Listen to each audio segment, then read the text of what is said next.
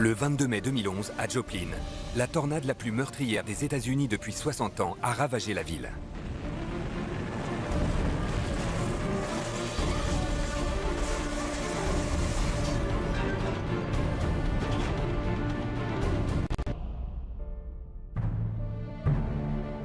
Quelques heures plus tôt, ses habitants profitaient d'un dimanche après-midi ensoleillé. À l'époque, Terry Edens était infirmière urgentiste à l'hôpital St. John's. Le soleil brillait. Il y avait des gens qui se promenaient en famille dans le parc. C'était une journée magnifique, mais l'air était plus lourd que d'habitude. On avait du mal à respirer.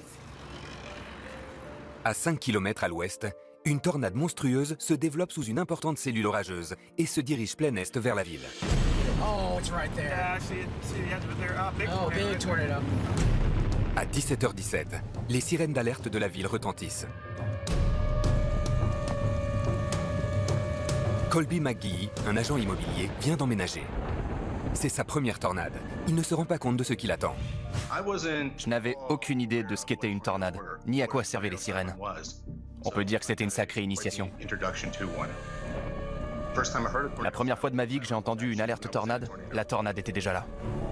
20 minutes plus tard, la tornade entre dans la ville, dévastant tout sur son passage. L'hôpital St. John's n'est pas épargné. La plupart d'entre nous se trouvaient dans les chambres. On s'occupait de nos patients.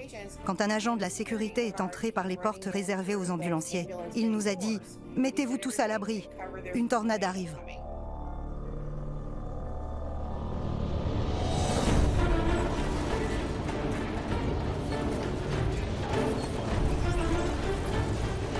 La tornade souffle 1200 fenêtres et ravage complètement l'hôpital, aussi bien à l'intérieur qu'à l'extérieur. Ensuite, elle se dirige vers la banlieue, au sud. Sean Lemieux, sa femme et leur fils de 2 ans sont de passage chez des amis.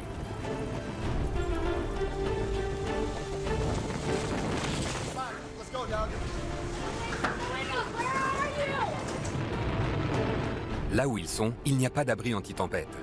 Les 4 adultes et le petit garçon se réfugient donc dans la salle de bain.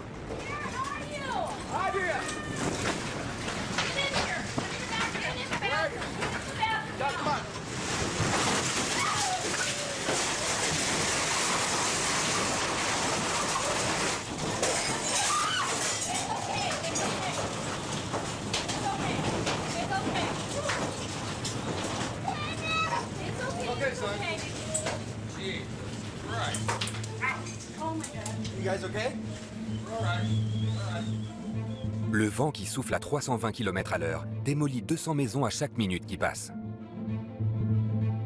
10 minutes plus tard, la tornade atteint l'entrepôt de poids lourds où Vincent Dudley travaille en tant que mécanicien. On a fermé les portes, mais on a senti le vent pousser les battants. Ça soufflait très fort, alors on est allé se réfugier dans la fosse d'entretien de l'atelier.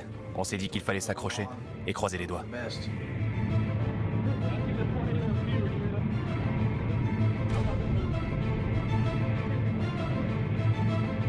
Le toit de l'entrepôt s'envole. Oh, man!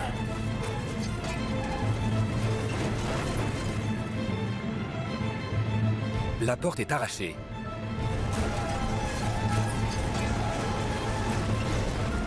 Et atterrit sur la fosse. Elle devient l'unique protection contre les débris. Au même instant, la tornade frappe l'école de plein fouet.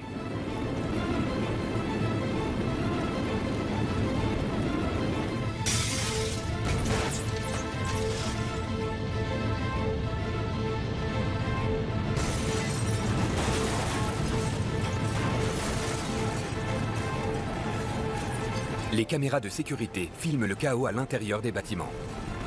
Si ça avait été un jour de semaine, ces pièces auraient été remplies d'élèves et de professeurs.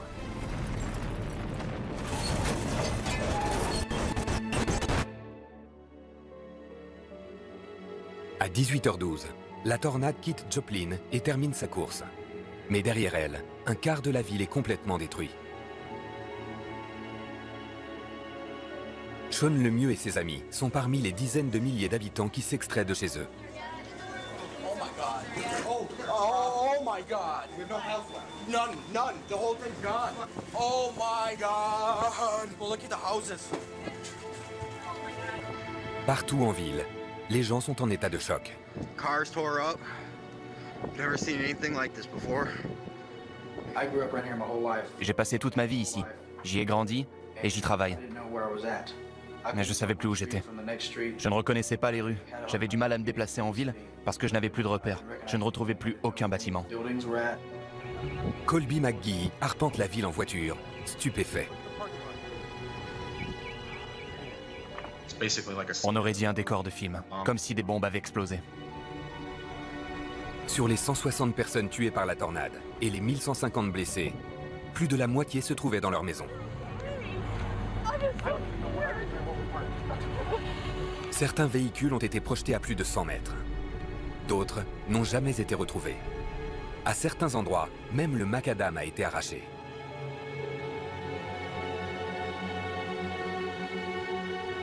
Lorsque Colby passe devant le centre commercial, il ignore encore que des centaines de personnes sont encore coincées à l'intérieur.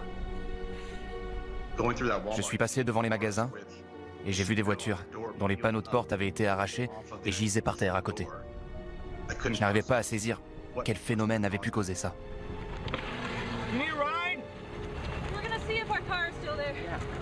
This is the Walmart here? Do you need a ride somewhere? I'm just gonna see if my car, it should be right over here. Je me rappelle être passé en voiture près des gens dont la maison avait été touchée. Ils étaient en train de déblayer. On aurait dit des zombies. Leurs yeux étaient ternes, leurs regards vides. Je me souviens de cet homme âgé dont la maison était en ruine. Il empilait les briques.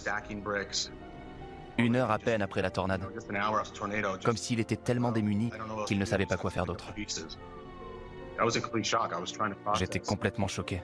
J'essayais de comprendre ce que je voyais. Ça me paraissait fou.